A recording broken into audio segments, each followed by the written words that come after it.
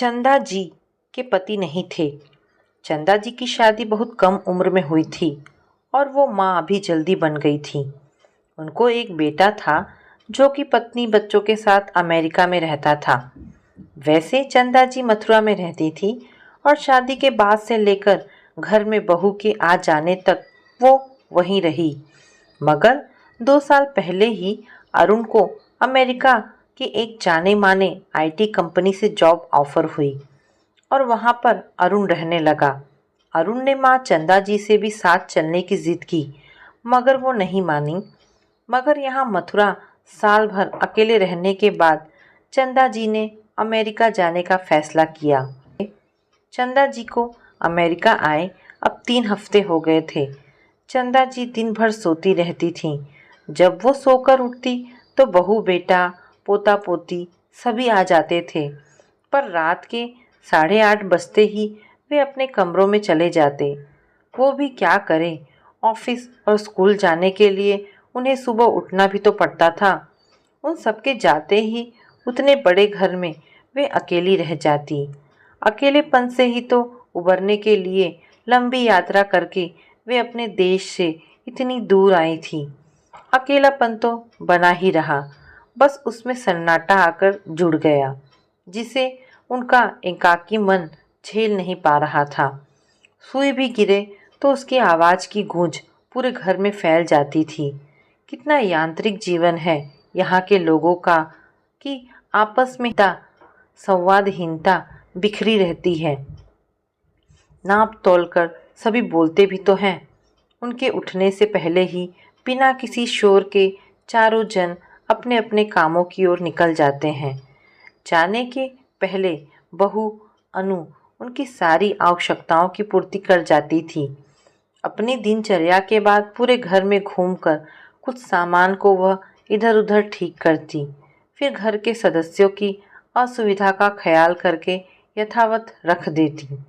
हफ्ते भर की बारिश के बाद बादलों से आंख मिचौली करता हुआ उन्हें आज सूरज बहुत ही प्यारा लग रहा था। अपने देश के चहल पहल को याद कर उनका मन आज कुछ ज़्यादा ही उदास था। इसीलिए बहू के मना करने के बावजूद वे लेक की ओर निकल गईं।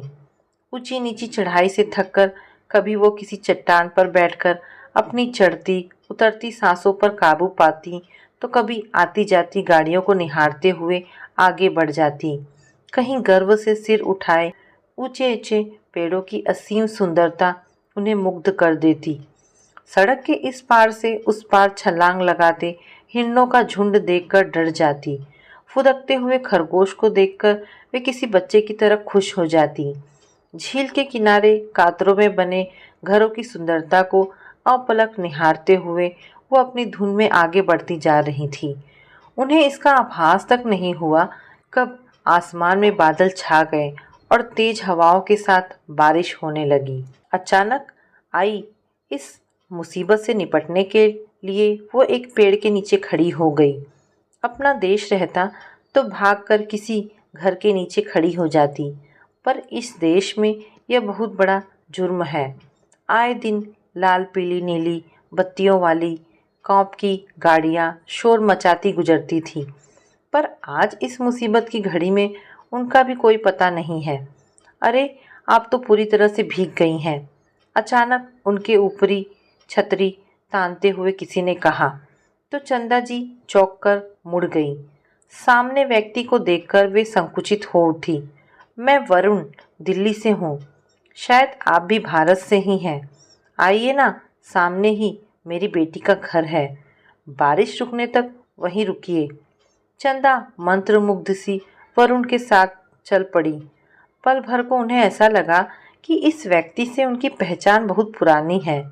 बड़े सम्मान और दुलार के साथ वरुण ने उन्हें बिठाया।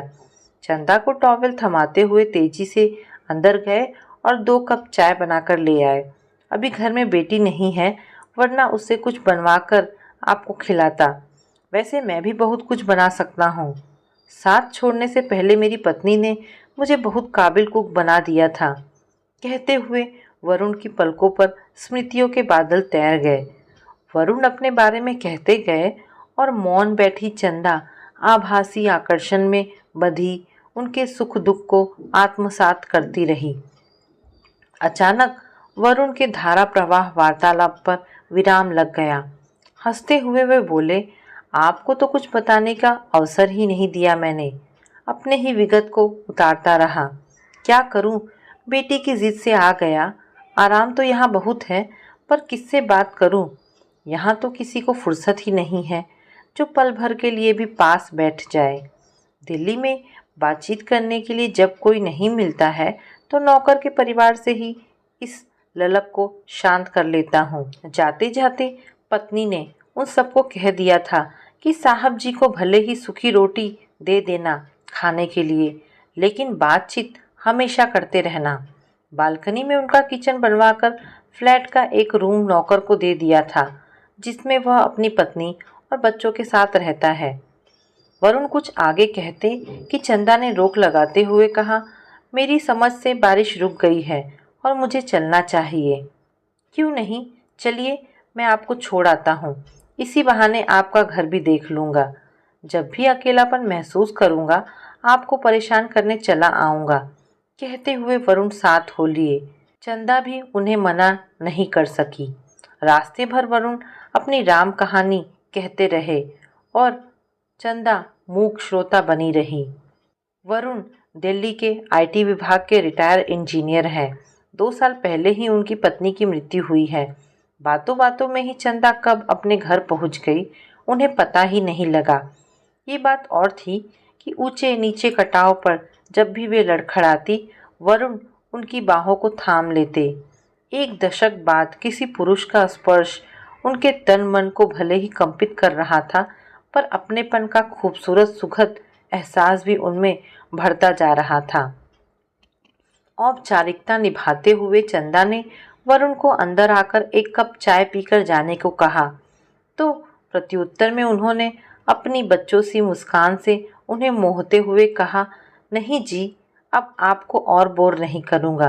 किसी और दिन आकर चाय के साथ पोहे भी खाऊंगा। कहते हुए वरुण जाने के लिए मुड़ गए। जब तक वो दिखते रहे, सम्मोहित हुई चंदा उसी दिशा में ताकती रही। अब जब भी वरुण शाम को सैर के लिए निकलते, चंदा को साथ लेना नहीं भूलते।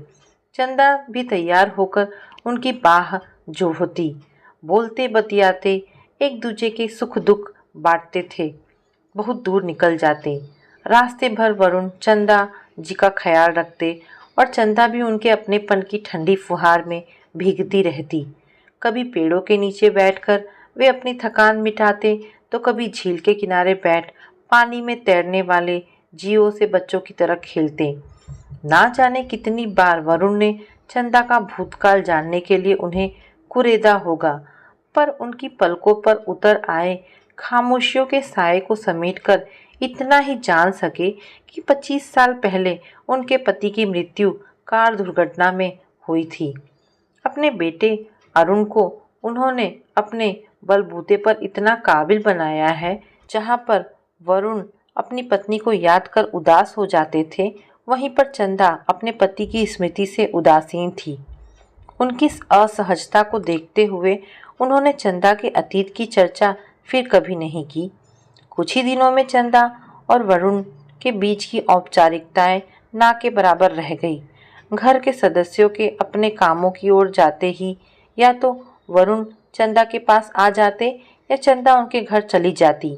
दिन भर का लंबा साथ उन दोनों को ताजगी से भर देता। फिर देश भी ऐसा कि जहाँ किसी को किसी और को देखने की फुर्सत नहीं होती है।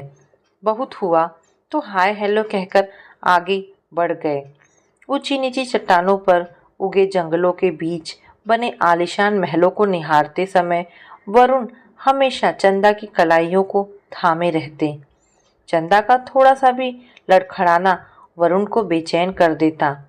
वहाँ पर किसी को किसी से मतलब ही कहाँ कि ऐसी छोटी छोटी बातों को तूल दे। ऐसे ही मधुयामिनी बने उन दोनों के दिन गुजरते रहे। बारिश और धूप की आंख मिचौली वरुण और चंदा के बीच की दूरियां समाप्त करती रही। एक दूसरे में वे ऐसे खोए कि विगत की सारी खट्टी मीठी यादें विस्मृत हो गई थी। स्वयं के परिवर्तित रूप पर दोनों आश्चर्यचकित थे। 5 दिनों के साथ के बाद वीकेंड में जब दोनों के परिवार घर में रहते थे, तो इस उम्र में भी वे एक दूजे के सानिध्य के लिए तड़प उठते थे। उन 2 दिनों में चंदा घर में जो भी डिश बनाती, वरुण के लिए रखना नहीं भूलती। हमेशा अकेलेपन का रोना रोने वाली उदासी की प्रतिमूर्ति बनी माँ के चेहरे पर छाई खुशियों की लालिमा उनके बेटे और बहू से छुपी नहीं रही।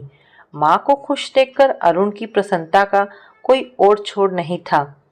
अरुण ने जब से होश संभाला, उसने माँ को हमेशा ही उदास और सहमा हुआ पाया। अपने पापा की गरजती आवाज़ से डरकर हमेशा वह माँ की गोद में छुप जाया करता था। दूसरों के समक्ष अकारण ही मम्मी को तिरस्कृत करना, उनके कामों में नुक्स निकालना, उनके मायके वालों को अनुचित बातें कहना, सभी अपनों के साथ अप्रिय आचरण करना आदि पापा की बेशुमार असहनीय आदतें थी। ऑफिस हो या घर, शायद ही कोई उन्हें पसंद करता था। उसे याद नहीं कि उन्होंने अपने इकलौते बेटे को गोद में उठाकर कभी प्यार किया हो। बाद में उसने जाना कि मम्मी का अपार सौंदर्य की स्वामिनी के साथ अति प्रतिभाशाली होना ही अति साधारण रंग रूप और अति साधारण शैक्षणिक योग्यता रखने वाले पापा को कभी ना सुहाया। उनमें झूठी गलतियां निकाल उन्हें अकारण तिरस्कृत करके जब तक जीवित रहे अपने अहम को संतुष्ट करते रहे। आए दिन शराब के नशे में मम्मी को शारीरिक रूप से प्रताड़ित करके अपनी खींच उतारते रहे। समझ आने पर जब भी उसने मम्मी को बचाने की कोशिश की, तो पापा ने उसे रुई की तरह धुन कर रख दिया। उनकी इन्हीं हरकतों के कारण उसे प्यार करना तो दूर, वह कभी उनका सम्मान भी नहीं कर सका। उसके लिए सारे रिश्तों का पर्याय उसकी माँ ही बनी रही। कार दुर्घटना में हुई पापा की मृत्यु ने दुख के बदले आए दिनों की जिल्लतों से उन्हें मुक्ति ही दिलाई थी। चंदा ने कोचिंग सेंटर क्या ज्वाइन किया, घर में पढ़ने वाले विद्यार्थियों की कतार ही लग गई, जिससे उनकी सारी आर्थिक समस्याओं का समाधान हो गया। आज वो जो कुछ भी है अपनी मम्मी की अटूट साधना और तपस्या के कारण ही है। जीवन में हर स्त्री को सुयोग्य जीवन साथी की कल्पना होती है। मम्मी को वो कभी नहीं मिला। पूरा जीवन अपनी आशाओं, आकांक्षाओं और कामनाओं के दहकते रेगिस्तान में नंगे पैरों वे दौड़ती रहीं। उसकी राह की सारी बाधाओं को अपनी पलकों से चुनती रहीं। क्या पता वरुण अंकल के साथ ने इस उम्र में वर्षों की उनकी मुराद पूरी कर दी हो। चंदा जी के उच्चारण से वरुण अंकल की जुबान भी तो नहीं थकती। कितने खिल उठते हैं वे माँ को देखकर ही। अपनी माँ के जीवन में खुशियाँ लाने के लिए अलग जाति से आने वाले वरुण अंकल की याचना भी करनी पड़े तो उसे कोई मलाल नहीं होगा। उसे पूरा विश्वास है कि वे माँ को बहुत पसंद करते हैं। वरुण अंकल की बेटी नेहा भी उसकी माँ को मान सम्मान देने के साथ उन्हें कितना चाहती है। उसकी माँ है ही ऐसी कि उनके मोहपाश में सभी बंध जाए। वो नेहा से बात करेगा, यह सोचकर ही वरुण खुशियों से भर उठा। माना कि प्यार के फूल उम्र की शाखों पर नहीं खिलते, पर ऐसा भी तो होता है कि दुनिया की हर रीत, हर रस्म से बहुत दूर खिलता है प्यार का कोई फूल और महक उठती है पूरी धरती। दुनिया के किसी भी कोने में, उम्र के किसी भी मोड़ पर प्यार आकर थाम लेता है कलाई और टूट जाती है सारी रवायतें। वरुण के बिना चंदा जीने की कल्पना से कांप उठी। अपार सौंदर्य और प्रतिभाशालिनी चंदा को बेटे के साथ ही अपनाने के लिए कितनों ने हाथ बढ़ाया था, कितनों ने प्रणय याचना की थी, पर कठोर बनी चंदा सारे प्रस्तावों को ठुकराती रही। वही चंदा आज वरुण की प्रिया बनने को आतुर थी। उम्र के इस पड़ाव पर वरुण के प्रति इतना प्रेम, समय और समाज के आईने में निंदा का ही विषय होगा। इस सच्चाई से चंदा अनजान नहीं थी। वे किसे बताएं कि अब तक के जीवन में प्यार उनके लिए मृग तृष्णा ही बना रहा। सपनों से भरे दिन और चाहत से भरी रातों की बात उनकी जुबान पर आना भी कितनी लज्जाजनक बात होगी। दिल्ली में वरुण से इसी तरह क्या वो मिल सकेंगी? पता नहीं किन किन रुसवाइयों का सामना करना पड़ेगा। उधर नेहा भी अपने पापा में आए बदलाव को महसूस कर रही थी। मम्मी की यादों में खोकर रह जाने वाले पापा को कौन सी जादुई छड़ी मिल गई थी जिसके स्पर्श से वे इतने तरोताज़ा हो गए हैं कि अपनी उम्र को पीछे की दहलीजों पर भगाए जा रहे हैं। कहीं यह आंटी की संगति का असर तो नहीं है? सुंदरता और सौम्यता के साथ कितनी प्रतिभाशालिनी है वे। किसी भी टॉपिक पर ऐसे व्याख्यान देंगी कि उनसे मन बंद कर रह जाता है। पापा के साथ हम सभी को देखकर कमल की तरह ही वे खिल जाती हैं। उनके यहाँ जाने पर डिनर करके ही आने देती हैं। हाँ, ना कि उनकी ममता में मम्मी का दुलार उभर आता है। पापा तो उन्हें देखते ही खुशी के मारे चहकने लगते हैं। अब तो वो आंटी के साथ जाकर ग्रॉसरी वगैरह ही नहीं बल्कि सब्जी फल भी खरीद लाते हैं। लाइब्रेरी जाकर अपनी पसंद की किताबें ले आते हैं। आंटी को माँ बना लेने की बात में मजाक में ही उसके पति का कहना उसे सुख की अनुभूतियों से भर गया था। काश ऐसा हो सकता, पर उनका बेटा क्यों मानने लगा? जाति से कहाँ वे और हम कहाँ, सोचकर नेहा का मन छोटा हो गया। फिर भी वे अरुण से बात करेगी। देखो वो कहता क्या है। जितनी बेबागी से वे यहाँ पर चंदा से मिलते हैं, क्या दिल्ली में मिल सकेंगे? वहाँ का समाज इसे सहन कर सकेगा? उन पर तो हंसेगा ही, लेकिन उनके चरित्र पर भी उंगलियां उठाने से पीछे नहीं हटेगा।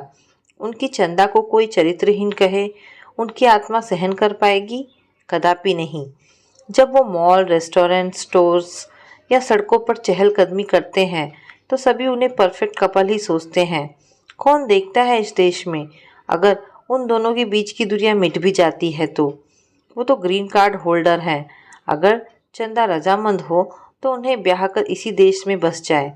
इसी बीच चंदा और वरुण का परिवार घूमने के लिए गए। फूलों के इस खूबसूरती नगरी में चंदा और वरुण को पीछे छोड़कर सभी आगे बढ़ गए। अचानक ही नेहा और अरुण को अपने पापा और मम्मी की खुशियों के राज का पता चल गया।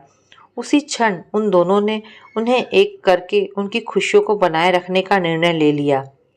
घर के सभी सदस्यों की खुशियां और उत्साह का कारण चाहकर भी चंदा नहीं जान पाई।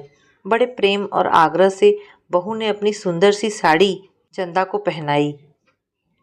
चंदा के लिए चंद तारों को, चांदी के लिए चंद तारों को लिए लंबे बालों का जूड़ा बनाकर चंदा के माथे पर छोटी लाल बिंदिया क्या लगाई। उनकी रूप राशि पर मोहित होकर वह स्वयं ही लिपट गई। माँ के नए रूप को अरुण भी देखता ही रह गया। कुछ दिनों के लिए बाहर जाने की बात कहकर बहू ने सास का सामान भी पैक कर दिया था। हमेशा की तरह अरुण और नेहा का परिवार अपनी गाड़ियों से निकल पड़े। आज उनकी गाड़ियां सिटी हॉल के सामने रुकी, जहां आने की अनुमति उन्होंने ले रखी थी। दोनों ने वरुण जी और चंदा जी को ले जाकर जज के सामने खड़ा कर दिया। जज ने बाइबल को साक्षी रखते हुए पेपर पर उन दोनों के साथ गवाह बने नेहा और अरुण के हस्ताक्षर लिए। जज की बधाई देने के बाद चंदा अवगत होकर आश्चर्यचकित ही थी कि नेहा और अरुण मम्मी पापा कहते हुए उन दोनों से लिपट गए। बाकी की रस्में मंदिर में जाकर संपन्न हुई। नव परिणीता चंदा के चेहरे पर से वरुण की नजरें ही नहीं हट रही थी। नेहा पिता के साथ मिलकर महीने भर से तैयारियां कर रही थी। लज्जा से कहीं माँ शादी के लिए मना ना कर दे, इसीलिए बेटे और बहू ने शादी की बात उनसे छिपा रखी थी। माँ के छलकते रूप और खुशी पर अरुण बलिहार था, तो उधर नेहा भी अपने पापा की खुशियों को समेट नहीं पा रही थी। अरुण की जुबान वरुण जी को पापा कहते थक नहीं रही थी, तो नेहा किसी बच्ची की तरह चंदा से लिपटी जा रही थी। पोते पोती भी ग्रैंड मॉम और ग्रैंडपा को देखकर खिलक रहे थे। तो दोस्तों, ये कहानी यहाँ पर समाप्त होती है। आशा करती हूँ आपको ये कहानी ज़रूर पसंद आई होगी। अगर आपको कहानी पसंद आई है तो प्लीज़ इसे लाइक एंड शेयर करें। धन्यवाद दोस्तों।